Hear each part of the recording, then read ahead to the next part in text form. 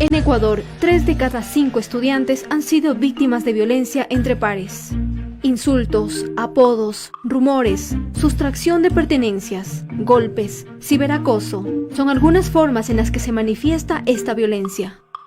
Si esta violencia se repite varias veces, si quien agrede lo hace con la intención de causar daño, si agrede a otra persona porque es más pequeña, más débil o para demostrar poder, se trata de acoso escolar o bullying.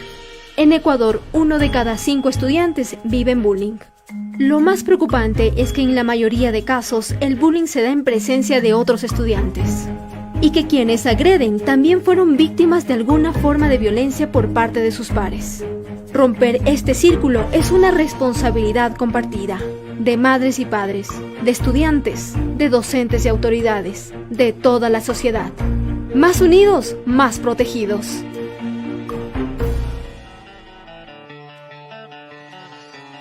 Buenos días, muy buenos días a todos quienes ya se conectan a la sintonía de Radio Ritmo 98.5 FM y también a quienes se conectan a nuestra transmisión en vivo por nuestras redes sociales como Facebook. Recuerden que nos encontramos en diferentes plataformas digitales. Es importante que se conecten, que nos dejen sus comentarios, sus opiniones, sus preguntas, sugerencias, que los estaremos leyendo a lo largo del programa. Un gusto, soy Byron Cruz. Este día 5 de noviembre, este sábado, en esta mañana, les estaré acompañando solamente yo. Lamentablemente nuestras queridas compañeras Pirín y Yasmín no pudieron estar aquí, pero vamos a tratar de abordar un tema importantísimo y espero que se resalte el interés de todos quienes nos ven y nos escuchan. Hablaremos acerca del bullying o el acoso escolar, como lo escuchamos ya en el intro, y una de las cifras tan importantes que se marcan en la parte inicial es cuántos niños, niñas y adolescentes en nuestro país, en nuestra ciudad, Santo Domingo, están siendo víctimas de bullying y de alguna manera esto se invisibiliza. Es importante también conocer que el bullying es una condición social aceptada que no solamente genera un riesgo a nivel escolar, sino también un riesgo para la vida. Y por esta razón que el día de hoy tenemos una invitada especial. Ella es de la ciudad de Santo Domingo, es una profesional del sector escolar. Les presento a la psicóloga educativa María Gabriela Merchán Cedeño. Ella es maestrante egresada en psicología con mención en consejería y terapia familiar. También es maestrante egresada en docencia universitaria y cuenta con 8 años de experiencia en el ejercicio del sector público. María Gabriela, bienvenida, gracias por la invitación. Cuéntanos cómo estás en esta mañana. Hola, muy buenos días. Muchas gracias por la invitación. Para mí es un gran placer poder estar aquí y aportar con un granito de arena en cuanto a este tema que es muy importante para nuestra sociedad y sobre todo para nuestros niños. Por supuesto que sí, y estaremos conversando a lo largo del problema de algunos temas importantes. Recordarles que este espacio llega a sus casas, a sus oficinas, a sus vehículos, gracias al compromiso social que nos brinda el ingeniero Víctor Dulcey, a quien estamos eternamente agradecidos por este espacio que en compañía de Fundación Vivian Luzuriaga Vázquez generamos todos los fines de semana de 9 a 10 de la mañana. También recuerden que nos pueden encontrar en nuestras redes sociales de Fundación Vivian Luzuriaga y también de la revista, el programa Tú Puedes, en Instagram y en Facebook bajo los mismos nombres. Y bueno, en esta mañana y a propósito del 3 de noviembre que se celebró, según lo establecen los países miembros de la UNESCO, el Día Internacional contra la Violencia y el Acoso en la Escuela, incluido el ciberacoso, queremos poner sobre la mesa y a discusión el tema del bullying o el acoso escolar. Por esa razón, una de las cosas importantes que vamos a destacar es el efecto nocivo que puede tener en la vida de los niños, niñas y adolescentes. Esto que hemos escuchado muchísimo durante estos años y que por supuesto tenemos que llevarlo a la mesa. Y para eso quiero presentarles un testimonio a través de un video, por favor, para que conozcamos un caso que fue bastante sonado en el año 2022, que se produjo en Estados Unidos y que quisiera que lo revisemos para conocer un poco cuáles son estos riesgos a los que los chicos se enfrentan dentro del contexto educativo, del contexto escolar, que supuestamente es un espacio que nos brinda seguridad y protección. Bueno, Cristian, ya estamos en mandemos. Listo. Tenía 12 años, era un gran fanático del baloncesto y soñaba con convertirse en jugador profesional de la NBA. Lamentablemente, Drake Hartman nunca podrá cumplir ese sueño. El pequeño de Estados Unidos se quitó la vida. Sus padres denuncian que durante más de un año fue víctima de acoso escolar. Otro caso de bullying que termina en tragedia. Las hermanas de Drake lo encontraron en el suelo de su casa, en Utah. El niño había intentado ahogarse con una prenda de vestir. Este es el resultado del bullying. Mi hijo estaba luchando una batalla de la que ni yo pude salvarlo. No hay señales, solo las palabras hirientes de los otros que nos quitaron a Drake de este cruel mundo. El pequeño sufría maltratos físicos y psicológicos en el colegio. Según relatan sus padres, un día llegó con un moretón en su ojo que se rehusó a explicar. Fundamentalmente los efectos y los signos son emocionales, y en ese contexto aparecen conductas que son atípicas en niños que conocemos.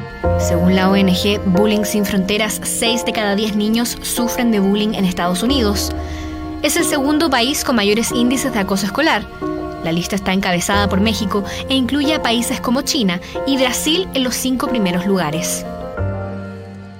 Culpo al sistema, culpo a los bullies. ¿Cómo existe tanto odio en nuestro mundo que permitimos que niños hieran a otros niños? Sus padres han decidido hacer pública su historia a través de las redes sociales, con la esperanza de que casos como el de su hijo no se repitan. El hashtag #DoItForDrakey, hazlo por Drakey, ya acumula miles de mensajes de apoyo en Twitter e Instagram, con mensajes de pésame para la familia, pero también con desahogos de otros padres que buscan erradicar este comportamiento abusivo en los niños. Es hacia los testigos quizás a los que tenemos que intervenir, y por lo tanto la educación constante y la confianza constante en los niños para que ellos nos puedan contar qué están viviendo y qué están experimentando en sus colegios es fundamental. Una tragedia para esta familia que perdió a su hijo, pero que abre nuevamente el debate de la importancia de la salud mental en niños y adolescentes.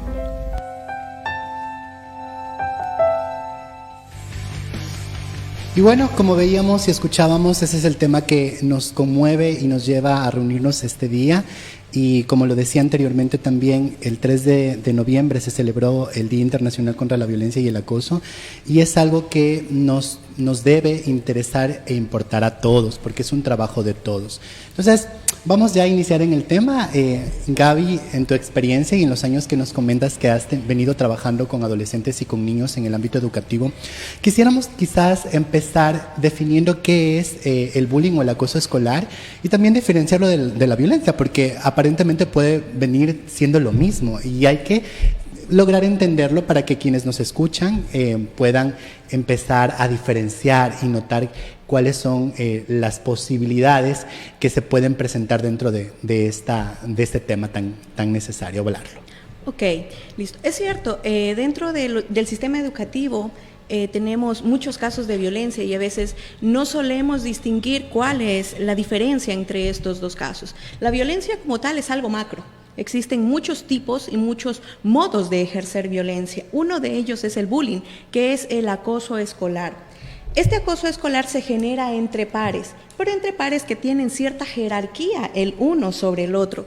Tal vez jerarquía en edad, tal vez jerarquía en adquisición monetaria, tal vez jerarquía en tamaño, jerarquía en grado o curso en el que se encuentre.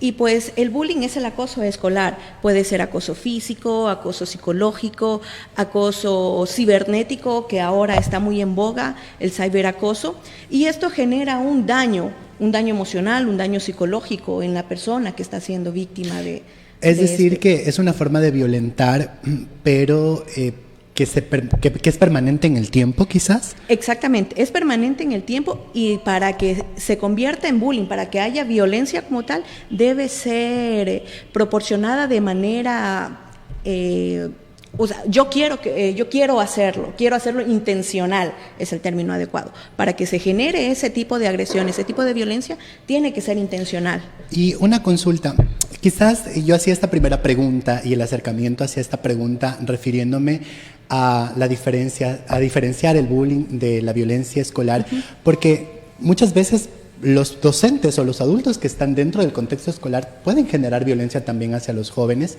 o hacia los niños, y podríamos llamarlo quizás de alguna manera errónea, que es bullying también. ¿O cómo diferenciamos esto? Claro. Es algo muy común. De hecho, hemos hecho del término una palabra burlesca.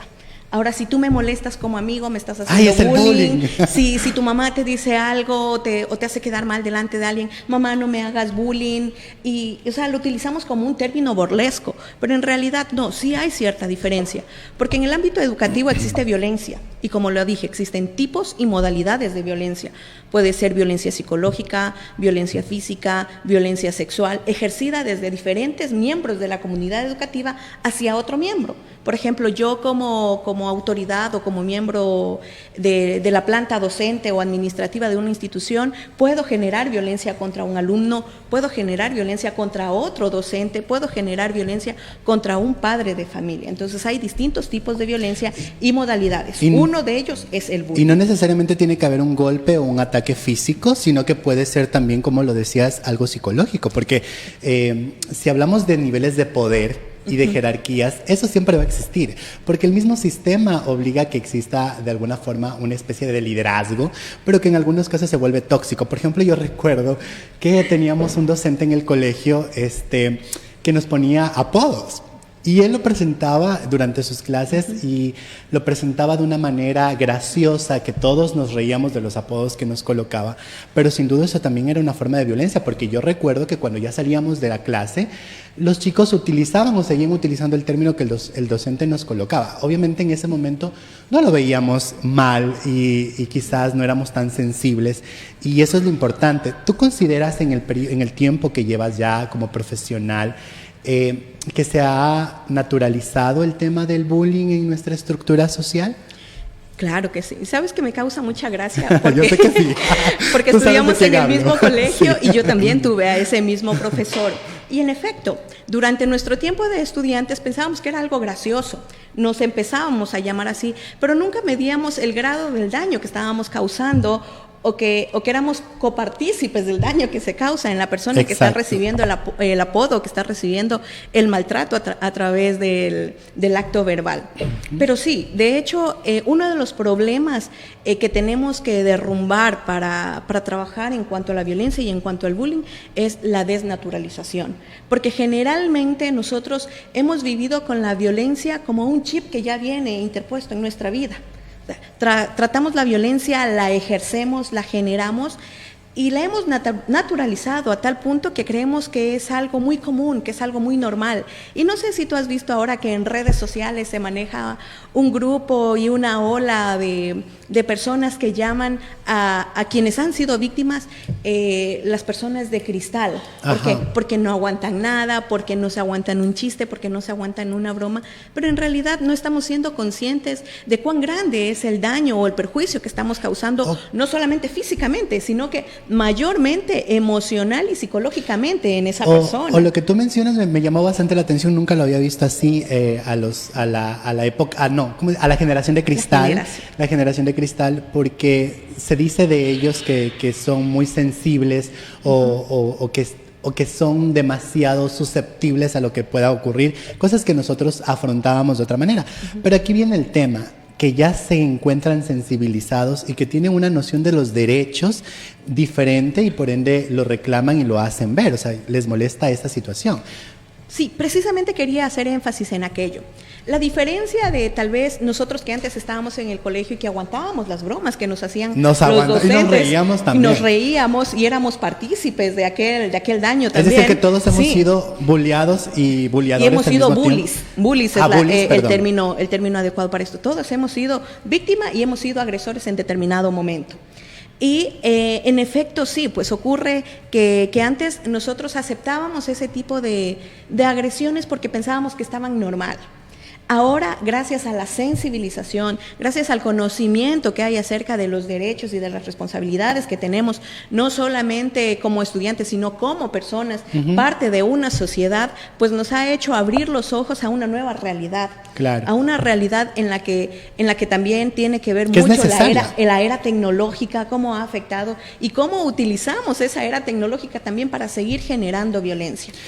Es como lo que nos ocurre a la mayoría que estamos en WhatsApp o en Facebook o en cualquier red social y compartimos videos de gente que quizás tiene un accidente o algo así, que es algo grave, muy grave, pero sin embargo lo llevamos a la broma. Y anteriormente nos comentabas un poco acerca de los tipos de bullying o cómo se pueden presentar, y en alguna ocasión escuchaba que existe el bullying en el área laboral. ¿Se le llama así o se le llama acoso laboral? ¿Es diferente o...? El acoso laboral tiene un nombre diferente, es el moving. Tenemos que, reitero lo que dije hace un momento, utilizamos la palabra y la generalizamos. El bullying de tal solo modo, es en el contexto exacto, escolar. El bullying tiene su traducción que es acoso escolar. Exacto. Puede ser físico, psicológico o cyberbullying. Y entre pares, ¿no? Y entre pares con cierto grado de jerarquía, pero entre que pares. Que comparten alguna característica, como tú decías, ¿no? Son la edad. niños, tienen tal vez uno un poquito más edad que el otro, pero siguen siendo estudiantes y se genera no solamente dentro del ámbito educativo, sino en torno al ámbito educativo, porque un compañerito sin estar dentro del ámbito educativo puede generar bullying, tal vez haciendo memes, tal vez enviando o subiendo capturas. Que nos encantan todos algo, los memes. Sí. O algo burlesco de algún compañero en alguna red social para generar ese daño.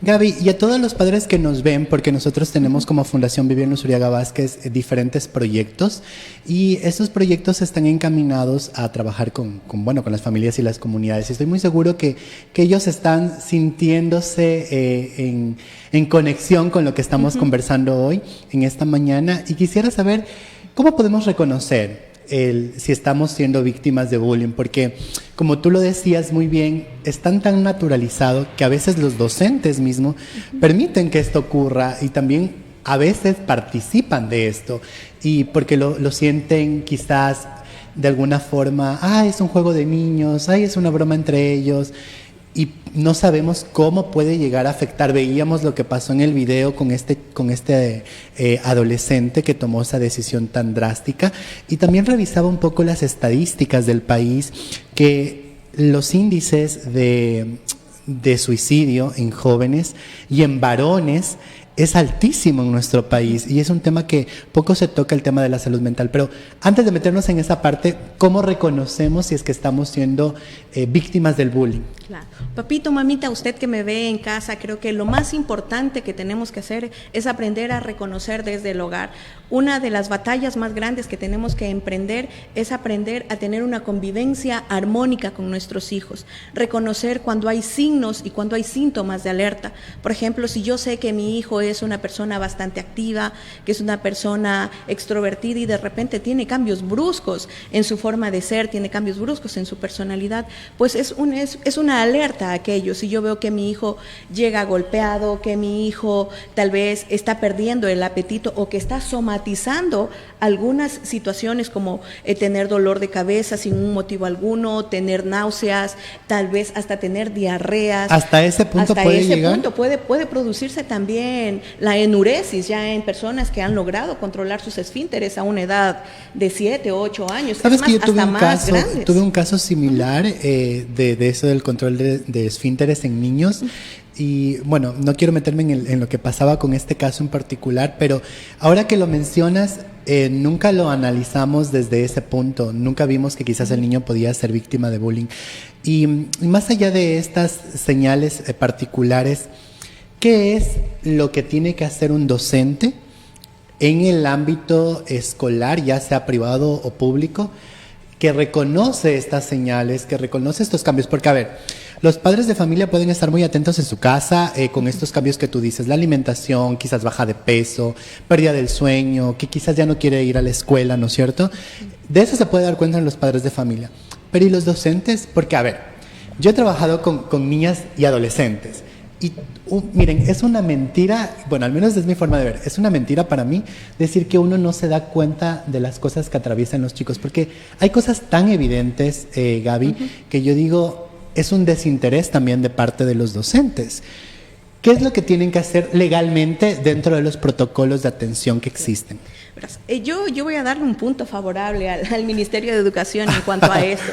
Existe una normativa legal en cuanto a rutas y protocolos de prevención de violencia dentro de las instituciones educativas. ¿Ya? Entonces, existe ya un planteamiento de qué es lo que tengo que hacer, cómo lo tengo que hacer ante ciertas situaciones. Y este documento es tan completo que hasta me presenta lo que dije hace un momento, los factores de riesgo y los signos de riesgo que puede presentar una persona. Porque de repente, digamos, una jovencita está perdiendo el apetito, está teniendo dolores de cabeza, pero no necesariamente tiene que asociarse al hecho de que está siendo víctima de violencia en su institución, sino que pueden haber otros factores. Pero este documento es tan importante e interesante porque nos brinda las pautas que podemos hacer. Ahora dentro del sistema educativo también se está aplicando la justicia restaurativa, con círculos restaurativos que pretende apuntar hacia la causa que genera una violencia, pero no hacia apuntar a la persona,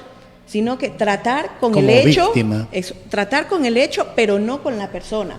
¿Por qué? Porque tú como persona puedes cometer algún error o puedes convertirte en un bully porque en tu casa hay violencia intrafamiliar. Eso me gustaría planteártelo antes de que sigas también.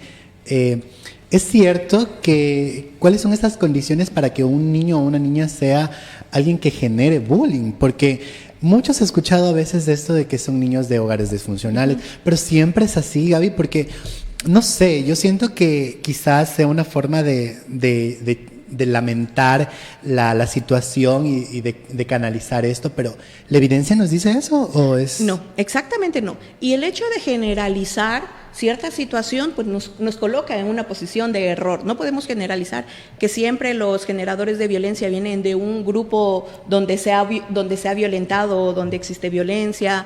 No siempre los violentadores pertenecen a un grupo de escasos recursos económicos o de hogares disfuncionales que más o menos desorganizados. Podría decirse que influye mucho esta situación en el hecho de que una persona se convierte en un bully.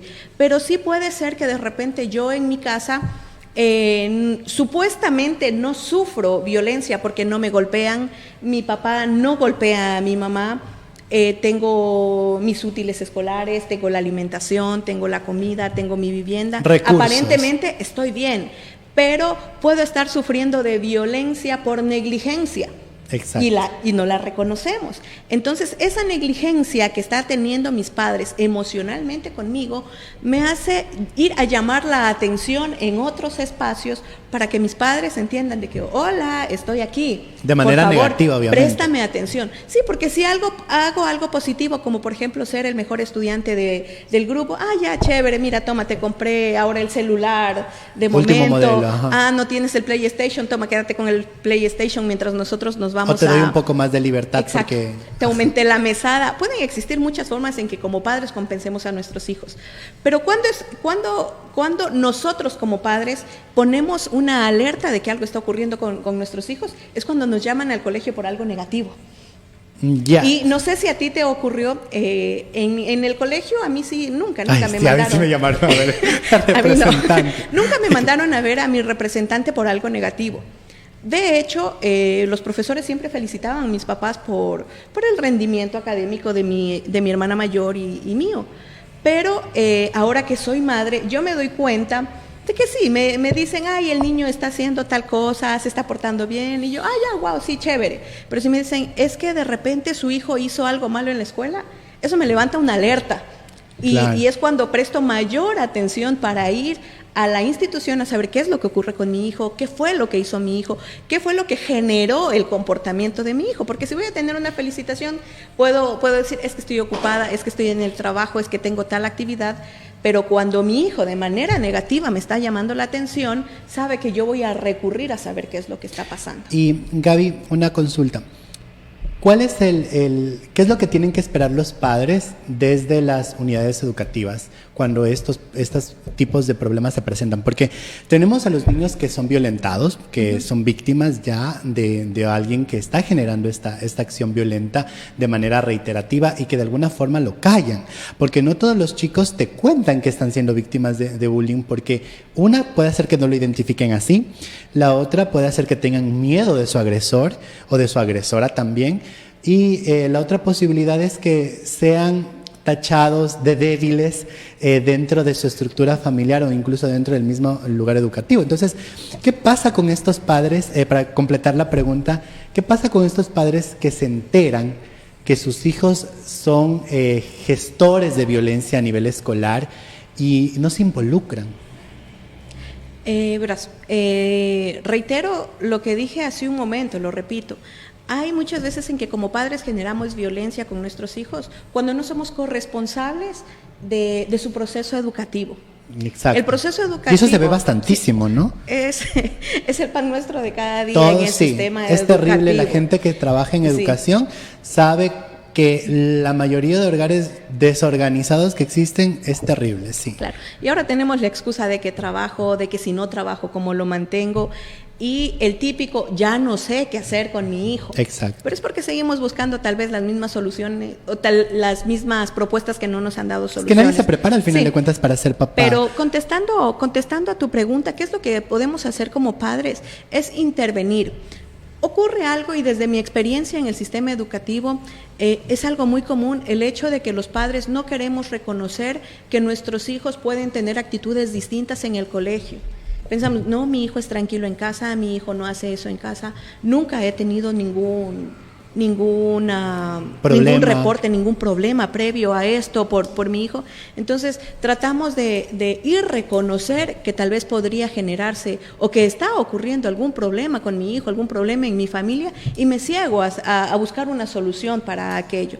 Entonces, como padres de familia estamos llamados a ser corresponsables de lo que ocurre dentro del sistema educativo en el proceso de aprendizaje, enseñanza con nuestros hijos y actuar de manera efectiva. Como te dije, existe un manual de rutas y protocolos, existe ahora la resolución de conflictos que trata de, como lo dice su nombre, resolver el conflicto, porque a veces, o antes en las instituciones educativas se llevaba el hecho de realizar la sanción. A ver, cometiste tal falta, tienes tal sanción, pero ¿qué hay acerca de reflexionar acerca de lo que hice?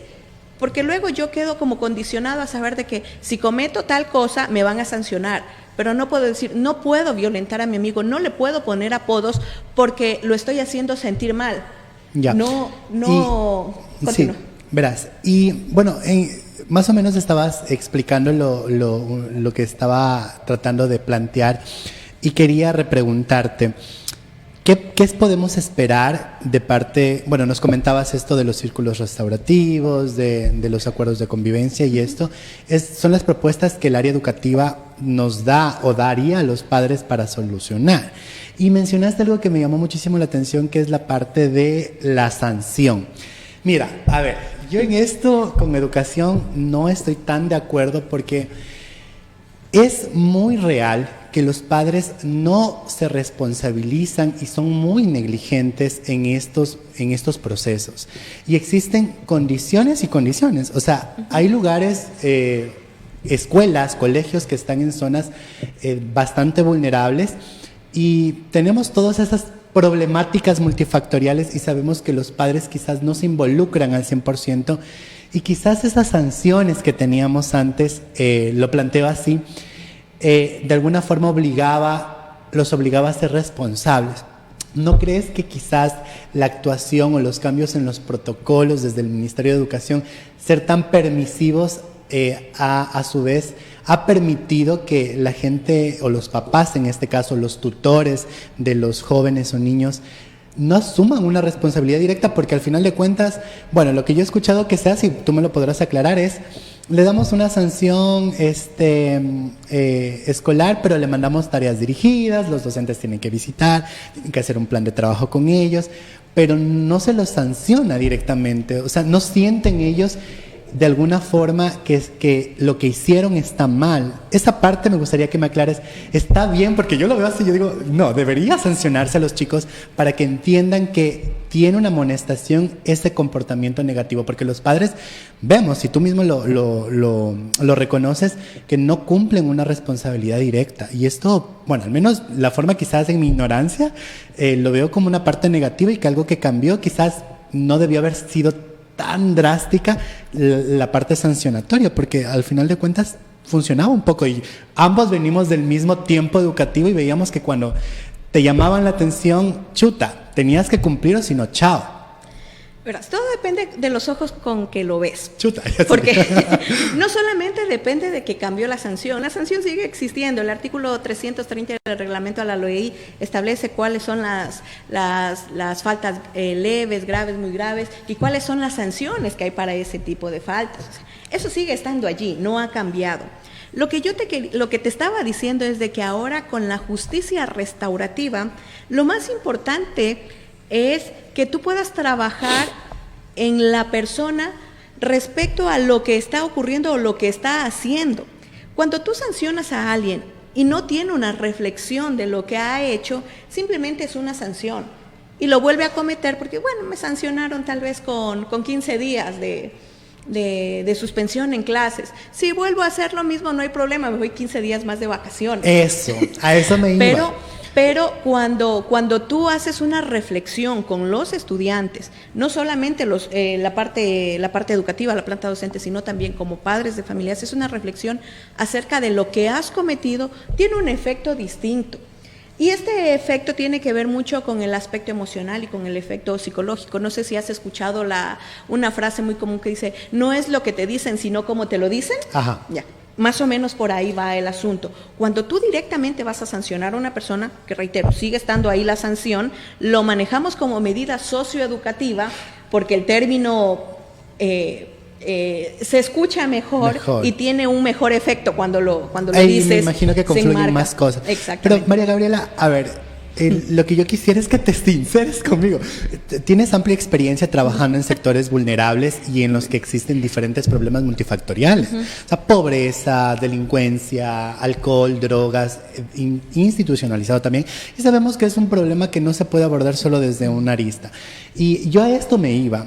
¿Qué hacer en estos casos que los padres son negligentes, como lo decías anteriormente, y no existe una acción sancionatoria para ellos? Porque, a ver, quizás legalmente, y eso te lo quisiera preguntar, ¿legalmente se puede sancionar a los padres que no están actuando en responsabilidad con sus hijos, que se les llama la atención? Y no solamente en el tema del bullying, que pueden ser ellos acosadores a sus compañeros, sino que quizás en el ámbito de que no te llegan con alimentación, de que quizás los chicos llegan a destiempo o bajan el rendimiento y tú les mandas tareas dirigidas y cosas así, y los padres ves que no se involucran. ¿Qué hacer en esos casos? Ya, sí, obviamente para todo existe un protocolo. Yo siempre sugiero que puedas conversar con el padre porque ahí conoces cuál es la realidad, cuál es el contexto por el que está viviendo. Y como tú dices, en la experiencia que tengo en un sector bastante conflictivo, llevo trabajando ahí 6 años y ese es el pan nuestro de cada día. El hecho es de que a veces no conocemos que ese es un hogar disfuncional, desorganizado, donde la única fuente de recurso económico es la madre, que coincide ser con la representante del estudiante en la escuela, y este estudiante nunca lleva las notificaciones. O sea, la madre está en completo desconocimiento de lo que ocurre con su hijo. ¿Y hay alguna acción sancionatoria para ellos? A eso iba. No solamente con ese caso, no solamente con ese caso ocurre el caso de Casi que se nos cae Cristian. Ya. Existe el caso de que ya no sé qué hacer con mi hijo. Para esto nosotros lo que hacemos es una derivación externa, porque como institución nosotros no podemos sancionar, no podemos aplicar medidas cautelares, ni medidas administrativas, ni judiciales. Pero para eso hacemos la de derivación a la Junta Cantonal de Protección de Derechos, porque se está violentando el derecho de los niños. La negligencia es un tipo de violencia y generalmente la que más se produce es la negligencia intrafamiliar. Entonces nosotros enviamos ese caso a la Junta Cantonal de Protección de Derechos y ellos intervienen a través de las fundaciones. Entonces, en algunos casos retiran a los hijos de su familia núcleo hasta buscar una familia ampliada si está en la capacidad de cumplir con las responsabilidades. En otros casos los someten a un tratamiento psicológico para poder asumir esas responsabilidades que tienen como padres. Y algo muy importante que lo dije con el tratamiento psicológico es que a veces desconocemos o desmerecemos la importancia que tiene la salud mental. Exacto. Entonces, se hace un seguimiento integral a esa familia para conocer cuáles son las condiciones económicas, condiciones de salud, condiciones sociales, condiciones psicológicas y saber por qué se está produciendo ese tipo de violencia y cuál es la forma más adecuada de poder contrarrestarla. Pero sí se hace esto, se envía el caso y se hace el seguimiento. Voy a tomar tus palabras y sí, nosotros dentro de la fundación tenemos algunos proyectos como por ejemplo la erradicación del trabajo infantil y tenemos otros proyectos en los que tenemos contacto con NNA. Y Sí, existe una articulación directa, por ejemplo, con el Ministerio de Educación y se ve un trabajo bastante interesante, pero como siempre lo digo, cada quien mira sus competencias y el trabajo es arduo porque son un montón de problemas asociados y dentro de lo que tú mencionabas hay que ver que los niños o los adolescentes que son que generan violencia o acoso dentro del acoso escolar, pueden ser también víctimas de su propio ambiente, entonces, ¿qué hacer en estos casos? Porque allá no abordaríamos solamente a la víctima del acoso escolar, sino también a quien ejerce el acoso. Y me imagino que ahí también se trabaja de manera articulada con la familia de ellos, ¿o no? Claro, en todos los casos nosotros trabajamos de manera interna o de manera externa.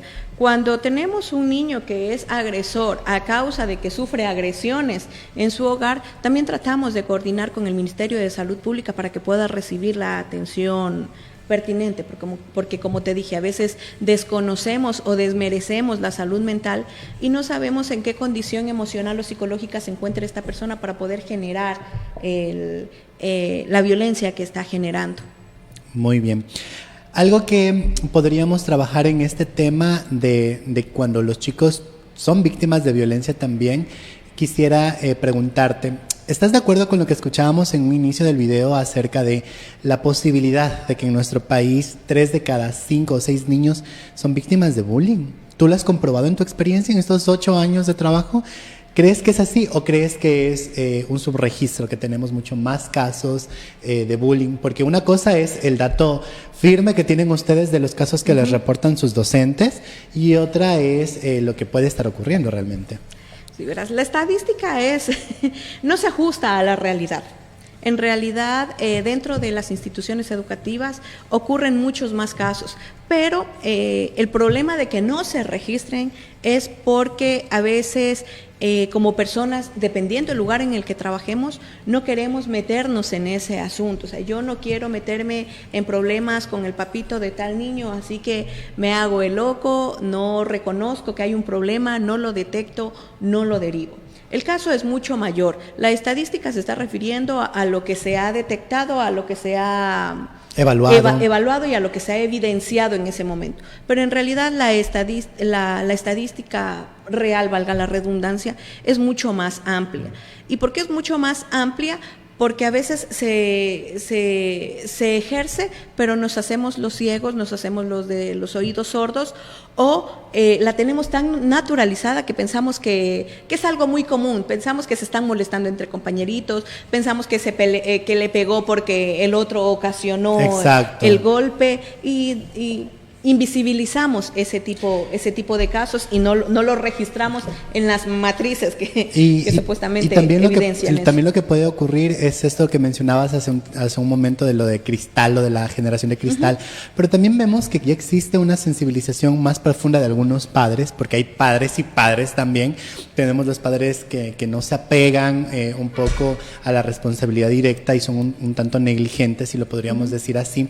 Y también hay los padres que en cambio son bastante responsables y están pendientes de sus hijos todo el tiempo y en cambio reclaman sus derechos y los derechos de sus niños y también los miramos mal. Verás, lo que pasa es que esto ya es un tema mucho más amplio porque tiene que ver con políticas de Estado, tiene que ver con condiciones socioemocionales, condiciones sociales, con estereotipos con los que ya venimos cargados y que es bastante difícil de romper, bastante difícil de cambiar, porque si hablamos de esto también tendríamos que hablar de que ¿por qué nuestros padres están convirtiéndose en padres irresponsables? Tal vez porque en su determinado tiempo fueron hijos invisibilizados, hijos que simplemente fueron llevados como un costal de papa de la institución, perdón por el ejemplo, aquí está mi hijo, edúquelo y lo vengo a ver cuando ya se gradúe y no me responsabilizo de nada y resulta que yo hago eso con mi hijo porque eso hicieron mis padres. Y así hicieron los padres de mis padres y así los abuelos. Entonces, tiene que ver también con una connotación sociocultural, con el hecho de que estamos ya cargados con estereotipos que se nos ha hecho difícil romper, con barreras que tenemos ahí en firme y que se nos hace difícil ir contra ello, porque tal vez un grupo de personas, gracias a la información, gracias a la formación, podríamos ponernos en una postura de que debemos hacer algo y tenemos que hacerlo así. Pero cuando tú ya vas a las familias a tratar de cambiar el paradigma de educación que tienen ellos, exacto, es un tema súper difícil y controversial. Y que necesita de todos, porque como decía en un inicio, sí, ese es un problema de todos. Sí, entonces es bastante complejo, o sea, decir, voy a hacer esto, tengo que hacer esto, tal vez planificarlo en papel es fácil, pero ya cuando llegas a las familias y tienes que hacerlo, tienes que ejecutarlo, es un trabajo difícil, que no es imposible, es muy claro, pero que sí nos llevará mucho tiempo para que podamos generar una transformación social. Y entre mayor conocimiento tengamos, créeme que mayor jerarquía emocional y psicológica va a haber del uno sobre el otro. Porque antes, como lo dijimos en nuestros casos, no lo reconocíamos como bullying. Y lo afrontábamos. No, lo afrontábamos y supuestamente éramos, ay, me está diciendo una broma, ¿por qué me voy a enojar? O yo me vengaba y hacía lo mismo. O yo le decía, o me desquitaba con otro y pensábamos que estaba bien. Pero debido a las condiciones sociales, económicas, cambios que han habido, emocionalmente también vamos evolucionando. No, sí, uno que recuerda que quizás alguna palabra o algún gesto de algún compañero y uno recuerda eso y llegaba un momento, un punto en el que sí te lastimaba, o sea, sí te lastimaba. Y aquí quisiera regresar, dar un paso hacia atrás en una pregunta anterior que no me quedó tan claro, que no quisiera que se me vaya. Es el tema de las sanciones. Tú mencionabas acerca de que existen los protocolos y una de las actividades que realiza el DS y que realiza más bien la estructura educativa como tal es la referencia a la Junta Cantonal de Protección de Derechos. Y conocemos muy bien que la Junta de alguna forma tiene las competencias administrativas de restauración de derechos, valga la redundancia. Y ¿qué se espera de parte de ellos como una sanción? Porque sabemos que el último punto para poder trabajar con niños que son víctimas de violencia es la institucionalización. Entonces, esa sería la última opción. Pero, ¿qué medidas generalmente suele dar la Junta de Protección en este tipo de casos? ¿Sabes qué? Desde mi experiencia es un tema en el que no me gustaría meterme, porque recuerdas que hace un momento te dije, tiene que ver también con política social, con muchos aspectos. Y han habido con la casos, intención política de quienes trabajan en esas instituciones. Lamentablemente. Y han habido muchos casos en los que resulta que el trabajador social, yo tengo una amiga trabajadora social que ejerce ahí dentro de la Junta, que hace unos informes chéveres, hemos trabajado coordinadamente, y de repente me dice, pero mira la resolución que tomó tal abogado, devolvieron al niño a la misma familia núcleo donde hay consumo, donde hay antecedentes de prostitución. Entonces, reitero, no me gustaría meterme mucho en ese tema de qué es lo que hace la Junta, porque tiene que ver con política social. Hay muy pocos funcionarios para todo el trabajo.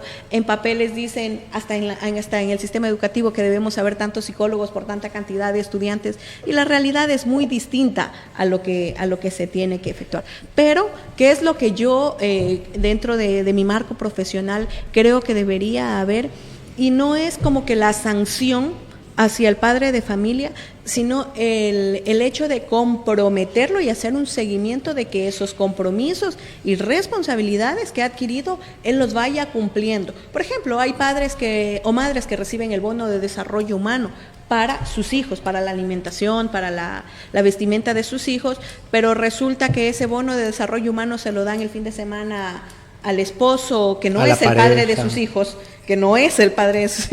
se lo dan para que él se lo gaste tal vez en bebidas alcohólicas. No existe una priorización. O sea, no hay una priorización ni una responsabilidad de cómo estamos gastando los recursos. Entonces, una medida que podría tomarse tal vez es una suspensión de ese bono de desarrollo humano. Terrible. Pero volvemos al punto de la política social. Si a una persona le quitan el bono de desarrollo humano, es muy difícil que se lo vuelvan a dar. No vuelves a trabajar allá porque te esperan con un palito. Y hemos conocido casos en los que yo, en donde trabajo, veo padres de familia, madres, que de verdad necesitan ese bono, porque son emprendedores, trabajan vendiendo huevitos de codorniz, trabajan en lo que sea con tal de brindarle a sus hijos una oportunidad de una vida mejor, y les han quitado su bono, pero viene la madre de familia que tú la ves toda bien arreglada, bien en chévere, y sus hijos con la ropa sucia, sin zapatos, sin útiles. Que es una forma de negligencia también. Es una negligencia.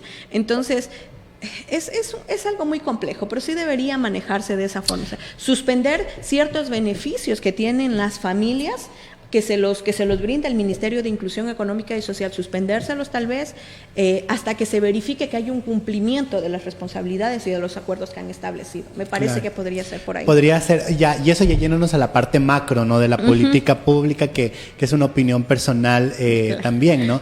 Pero bueno, sabemos que existen diferentes componentes, aunque al menos en los proyectos que nosotros trabajamos generamos este compromiso desde la necesidad, desde la sensibilización en cuál es el rol que deben cumplir como padres o cuidadores. Y hablo de cuidadores porque muchos de estos niños no están siendo cuidados por sus progenitores, algunos son cuidados por sus abuelas, por sus tíos, paternos, maternas, y asumen este rol.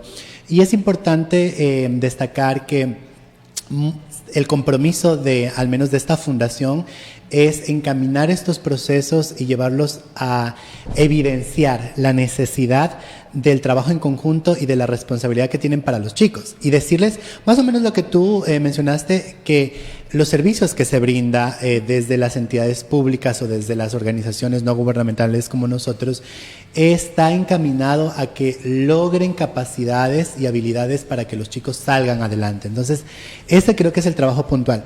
Pero vámonos ya a un tema un poco más a la parte educativa. ¿Cuáles son las acciones directas que ustedes toman con los chicos que agreden y son agredidos? Ok. Nosotros hacemos una intervención individual con la víctima y con el agresor. Tratamos de hacer círculos restaurativos. ¿Hacen quizás mediación con ellos dos? Se hace mediación. En el único caso en el que no existe mediación es la violencia sexual. Bajo ningún motivo, pero sí se puede hacer mediación, porque es lo que yo te decía. A veces necesitamos llegar a la reflexión de por qué le estoy causando el daño a mi compañero. O sea, ¿qué es lo que está pasando en mí para que yo genere ese daño? Y María Gabriela, perdón que te interrumpa, para acotar en ese tema, quizás debas mencionar la importancia de estas actividades que a veces los padres dicen: chuta, pero a mí de qué me sirve reunirme y hablar del tema. A veces no lo toman en serio. Quizás sería importante marcar la importancia, valga la redundancia, de estos procesos. Claro, nosotros primero hacemos una sensibilización con los padres y con los estudiantes, los llevamos a la reflexión y a denotar la importancia que tiene el proceso, porque no solamente hacemos una intervención o conocer, a ver, este niño afectó a tal. Tal vez una charlita. Tienes que hacer, no es una charlita, es un proceso integral. Entonces, no solamente hacemos la intervención individual, sino que luego hacemos una intervención grupal, para que no quedes como etiquetado como el chico que genera violencia, como el agresor o como la víctima, sino para generar conciencia dentro de todo un grupo de estudiantes, y no solamente con los estudiantes, sino también con los profesores, porque ellos también necesitan ser sensibilizados. Exactamente, porque muchos no lo ven y no lo evidencian como tal, claro, y no lo denuncian. Y en ese tema en particular, ¿a quiénes pueden los jóvenes o los niños mencionarlo? Ya sabemos que los padres es la parte puntual, pero si ellos no sienten confianza quizás con las personas del DESE, si es que tienen DESE también, ¿pueden acercarse directamente a algún docente en particular? ¿O sus docentes, ustedes tienen algún trabajo articulado con la planta docente en la que forman puntos focales quizás? ¿Escogen docentes que son más asertivos, más cercanos con los chicos para que ellos les ayuden a identificar estos problemas? ¿O es con toda la planta docente y administrativa? De hecho, nosotros siempre dentro de nuestro plan operativo de trabajo planteamos el hecho de trabajar en talleres con los docentes para que todos estén preparados para recibir alguno de estos casos. En el caso de que no haya un departamento de consejería estudiantil dentro de la institución educativa, porque sí puede ocurrir eso. Claro. Entonces todos los docentes deben estar preparados, pero no es que podemos focalizar porque de repente yo me siento más a gusto contigo. Exacto, es que eso pasa, por eso te lo pregunto. Porque eres el docente de mi asignatura favorita. Ajá. Pero puede ser que por ahí hay un docente que es medio apático, que es introvertido, de todo hay, que no le gusta interactuar mucho con los estudiantes, pero resulta que un estudiante tiene esas mismas características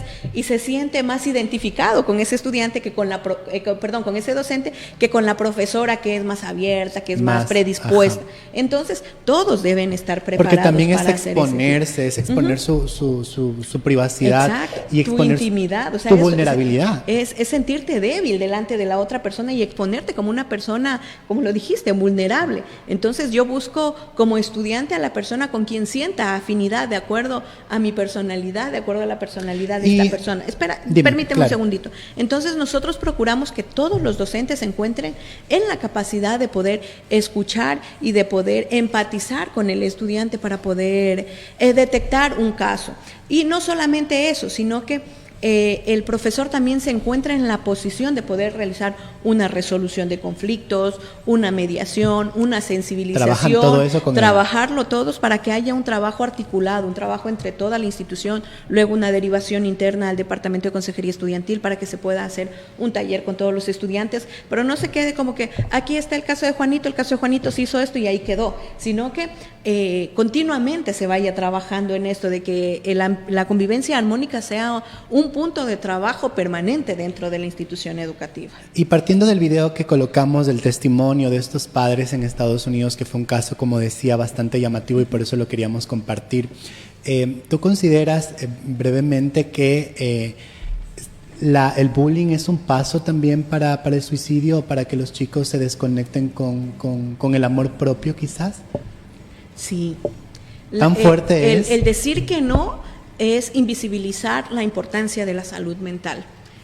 El bullying puede generar, como te causa un daño leve, también te puede causar un daño emocional grave, porque resulta que yo puedo agredirte a ti, tal vez hacerte bullying porque eres gordita y Exacto. Te hago bullying, pero sí te sientes mal, sí te afecta, pero en casa tienes ciertos factores que te pueden ayudar a sobrellevar, tal vez a que si tienes un bajón te levanten en casa, pero puede ser que estás siendo violentado en la escuela, estás siendo violentada en la casa.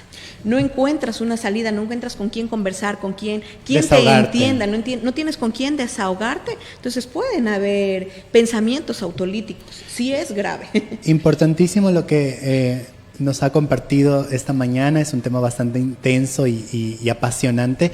Y antes de despedirnos, que el tiempo ya se nos está acabando, María Gabriela, quisiera que nos dejes un mensaje para los padres y los chicos que nos escuchan, que quizás están atravesando por esta problemática. ¿Qué les dirías a ellos? Los papitos, los chicos que nos escuchan, creo que lo más importante que tenemos que hacer es reconocer cuando tenemos un problema, reconocer que ese problema está ahí y que necesitamos ayuda. Recurran a su psicólogo de confianza, si no tiene un psicólogo de confianza, a un centro de salud donde puedan asignarle una cita, y sobre todo a los padres, yo les digo, para que nuestros chicos, nuestros niños confíen en nosotros, lo importante es que nosotros generemos esa confianza. Yo no puedo exigirle a un hijo mío que me cuente las cosas, que me cuente cómo le va en el colegio, si yo como padre no me muestro empático ante lo que él siente, ante lo que él quiere, ante lo que él cree. Papitos, creo que la lucha contra el bullying empieza desde nuestros hogares, siendo conscientes de que nuestros hijos son nuestra prioridad en cuanto a la responsabilidad que tenemos. Muchas gracias. Estuvo con nosotros en la cabina de Radio Ritmo, el programa Tú Puedes, María Gabriela Merchán Cedeño, psicóloga educativa. Y antes de despedirnos, quisiera dar un breve recordatorio que el 30 de octubre del 2016 nació de alguna forma el espíritu empático de esta fundación, de la Fundación Vivian Luzuriaga Vázquez. Recordamos con orgullo y con mucho cariño y respeto la memoria de quien en vida fue Vivian Luzuriaga Vázquez, a sus familiares, a sus padres, a don Fausto Luzuriaga, a su madre, a sus tías, a todos quienes compartieron y pudieron conocer de cerca a Vivian. Un abrazo desde aquí. Sabemos lo difícil que son estos tiempos. Sin embargo, estamos seguros que el trabajo que se realiza desde la Fundación está encaminado en su espíritu solidario, porque en base a eso se creó esta fundación y se sigue manteniendo y sosteniendo. Sin más, me despido. Byron Cruz, un gusto por estar con ustedes esta mañana. Disfruten su feriado y recuerden ser amables, ser gentiles, y también que una palabra ayuda y cambia las condiciones y las situaciones de vida. Cuídense, un gusto, nos volvemos a encontrar.